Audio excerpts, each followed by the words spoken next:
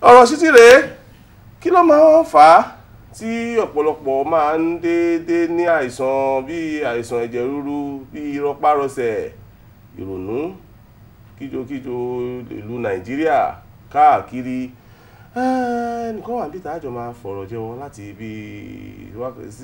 nígbà yìí sí ìṣẹ́jú ní 5-7 wọ́n ní bàbá wa tí a máa ń bá sọ̀rọ̀ lóòrèkóòrè nípa ọ̀rọ̀ ìlera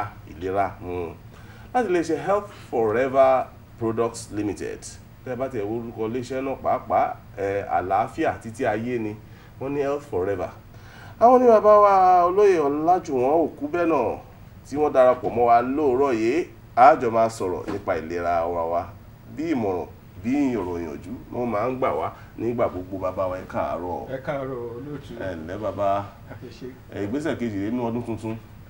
ọdún yóò sàn wá sówó yóò sàn wá sọ́mọ yóò sàn wá sáìkú baálẹ̀ ọ̀rọ̀ ara wa ó le tó àìsàn rápárọsẹ̀ ti di nǹkan tí ó ti wá di méjì kọ́bọ̀ lẹ́yìn orílẹ̀-èdè káàkiri àgbáyé pàápàá orílẹ̀-èdè Nàìjíríà kí ni ń fà á kí la lè fi dènà ẹ̀. Ẹ ṣe olóòtú tí ó ṣe pàtàkì àkíyèsí tí a ń láti ṣe ni pé bí ìgbé ayé tí àwọn èèyàn ń gbé oúnjẹ tí à ń jẹ bí ó ṣe ń yí padà sí ni àìsàn yìí ló ń wọ́pọ̀ sí. Ní ayé àtijọ́ ọ̀pọ̀lọpọ̀ gbogbo àwọn èèyàn ló jẹ́ pé inú ìgbèríko tí wọ́n ń gbé àwọn oúnjẹ tí ó ṣe gidi èyí tí Ẹlẹ́dàá ṣètò sílẹ̀ pé ká máa jẹ òun ni wọ́n ń jẹ àwọn bí ẹ̀fọ́ èso nǹkan kan bẹ́ẹ̀ bẹ́ẹ̀ ni wọ́n ń jẹ ṣùgbọ́n a rí pé bí ọ̀làjú ṣe ń lé sí tí gbogbo àgbáyé tán lọ sí àwọn ìlú ńláńlá ni ó ṣe jẹ́ pé àwọn oúnjẹ àgbélẹ̀rọ àwọn oúnjẹ inú ọ̀rá òun ni à ń jẹ bẹ́ẹ̀ ní tí ó ń fa gbogbo wàhálà ní ara ẹ̀dá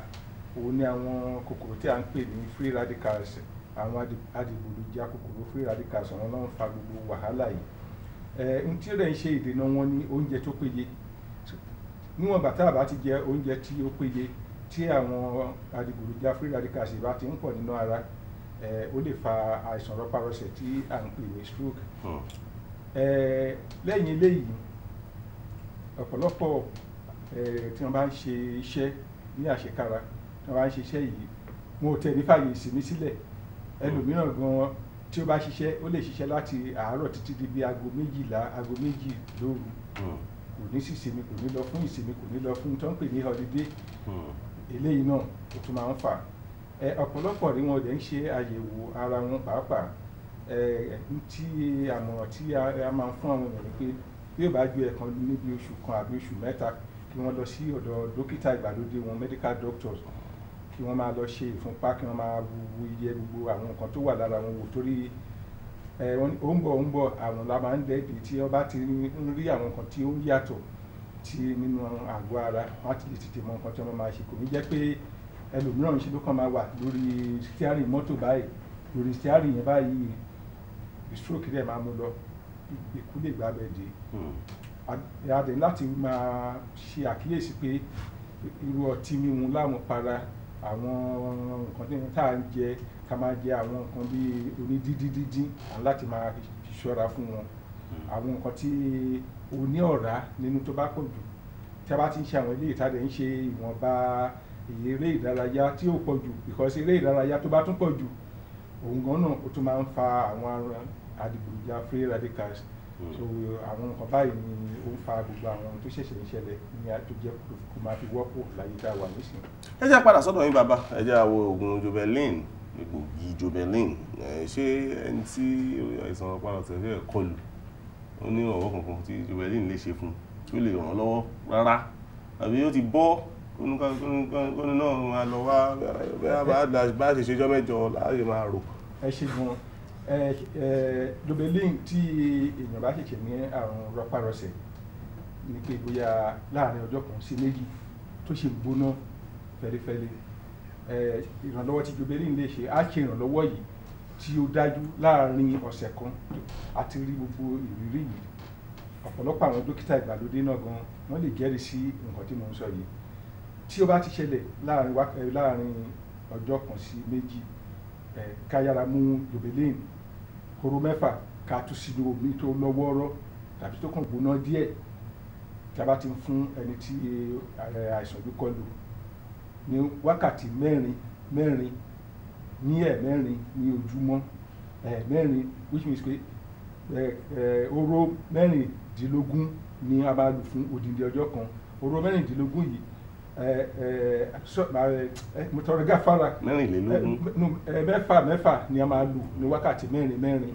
hóró 6 á tú sínú omi tó lọ́wọ́rọ́, à ń gbé fún torí ẹni tí àìsàn ìbá kọlù wọn ò kí lè gbé nǹkan mi, wọn ò lè dá nǹkan mi, títorí eléyìí à ń láti tú sínú omi, ká fi omi yẹn sílẹ̀ fún bí ìṣẹ́jú 5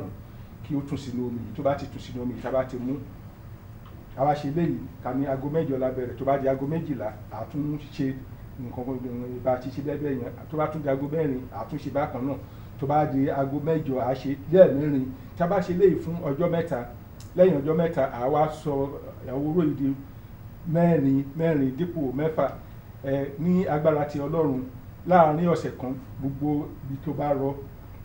gbogbo àwọn àléébù tó bá wà nínú ara, láàárín ọ̀sẹ̀ kan a rí pé gbogbo ìyípadà yìí ó láti wà tó máa dájú. Ẹ wo àwọn tí ó ti wá kọlù tipẹ́ tí ó ti ní àìsàn. Àwọn tó bá ti jẹ́ pé àìsàn yìí ti kọlù tipẹ́,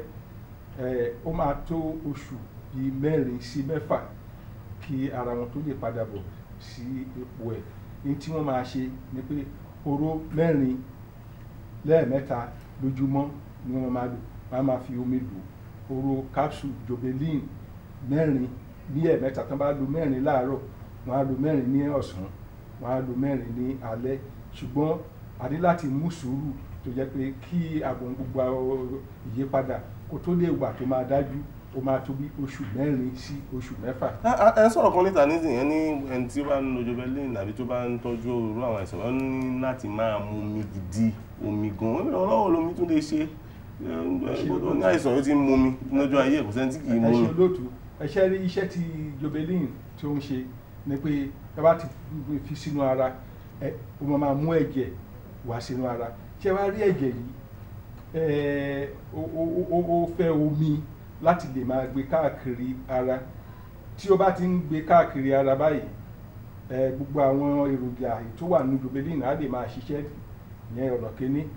Ọ̀nà kejì, gbogbo àwọn ìdọ̀tí, gbogbo àwọn nǹkan olóró èyí tí ó ti dí nínú, tó dí gbogbo àwọn ẹ̀yà ara, a máa bá ìtọ̀ jáde. Bí ìtọ̀ yìí bá ṣe ń jáde àti ìyàgbẹ́ náà bó bá ṣe ń jáde,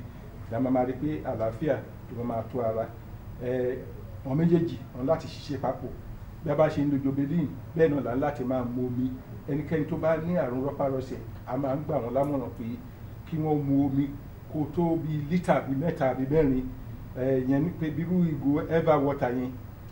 tí wọ́n bá lè mú bí 3 àbí 4 àbí 5 àbí 6 pàápàá láàárín ọjọ́ kan, wọ́n máa mú níwọ̀nba díẹ̀díẹ̀, wọ́n máa lọ tọ̀, wọ́n á dẹ̀ máa ní ìgbádùn. Tó omi mímu tí ó bá ń rọrùn ṣá, tí ó ṣe lè máa gbé mu bẹ́ẹ̀. Tó bàbá wa, mo fẹ́ dúpẹ́ púpọ̀ lọ́wọ́ yín. Àrùn rọpárọsẹ̀ ó wọ́pọ̀ púpọ̀ láàrin àwa adúláwọ̀, pàápàá lẹ́nu ọjọ́ mẹ́ta yìí, nítorí ìgbésí ayé tá gbé, oúnjẹ tá ń jẹ àti bẹ́ẹ̀ bẹ́ẹ̀ lọ. Ẹ sì là wá lóye, a sì gbọ́. Mo fẹ́ wá sọ wípé ẹ lè béèrè pàápàá tí ẹni fẹ́ ọ̀mọ̀ràn lẹ́nu Ọ̀túnba Ọlájùwọ̀n Òkúbẹ́nà láàárọ̀ yìí lórí ẹ̀rọ ìbánisọ̀rọ̀ 08033376135 08033376135 08033376135. Nọ́mbà yìí lẹ lè pè lóòrèkóòrè tí ó bá ti wà ní títàn, bàbá wa ó dá yín lóhùn. A tún lè pè wọ́n lórí ẹ̀rọ ìbánisọ̀rọ̀ alágbèékalẹ̀ yìí 014704093 014704093